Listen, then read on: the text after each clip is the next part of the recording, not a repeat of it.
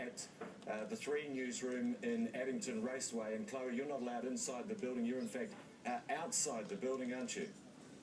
That's right, Hamish. Only essential staff are inside the building right now. We can't get hold of any engineers to come and check the building because, of course, they're all busy, and I suppose that's the case around the city right now. I've just seen a helicopter fly very low over our building and into the city. I think that's probably checking from the air if they can see any damage from up there, but it has been a very, very unsettling afternoon in so many ways. I think everyone down here in Christchurch thought we were getting over them. Everyone was easing into Christmas. We've had a very, very quiet couple of months, I suppose, on the earthquake front, and this one that happened just before 2 has really put everyone back on edge. For me, I know it took me straight back to February and, of course, June, and everyone here at work is very much on edge. Chloe, the earthquake was at 1:58, 5.8 on the scale there, the earthquake. Where were you? Were you at home? Were you? I understand. I just finished work, Hamish, so I was at home, and this was the first aftershock I was actually by myself, so it was a very, very strange feeling.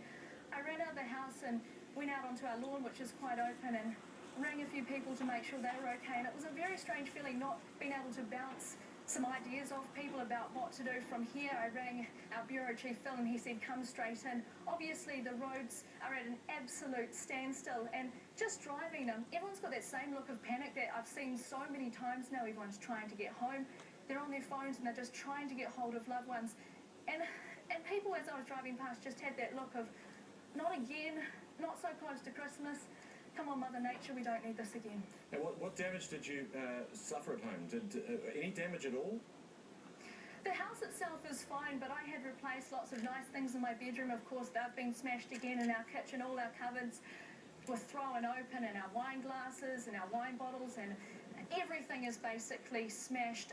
But the house itself looks okay, and I drove over the city to get into work, and I didn't see too much damage at all.